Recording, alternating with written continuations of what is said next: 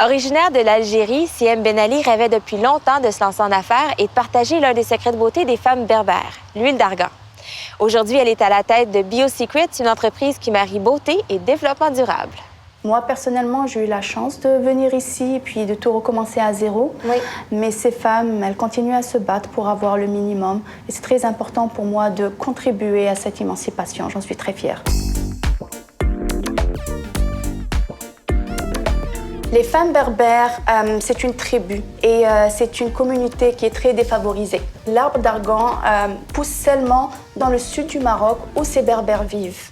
C'est les femmes berbères qui ont l'exclusivité de produire et de vendre l'huile d'argan parce que ça fait partie de leur culture. C'est disponible nulle part ailleurs. Nulle part ailleurs dans le monde.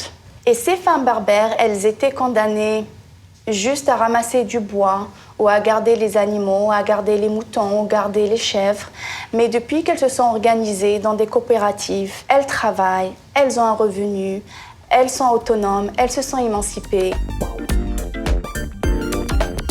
BioSecrets, c'est ton entreprise et le produit phare, c'est vraiment l'huile d'argan. Qu'est-ce qui t'a donné l'idée de commercialiser l'huile d'argan ici au Canada?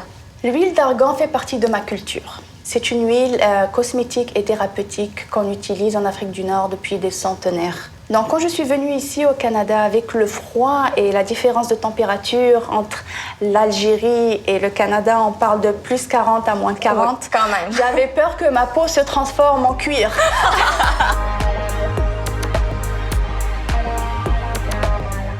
Alors, tout ce qui est peau sèche, peau rigueuse, eczéma, peau sensible, psoriasis, ça fonctionne très très bien parce que la manière que l'huile d'argan fonctionne versus d'autres huiles, c'est qu'une fois que ça pénètre la peau, ça va et ça hydrate chaque couche de l'épiderme.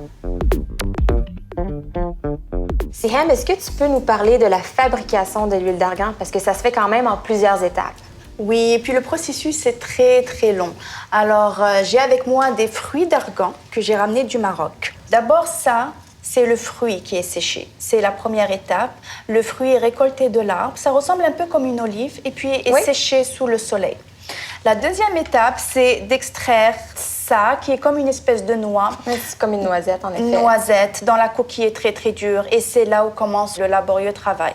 Elles doivent concasser la noisette une par une.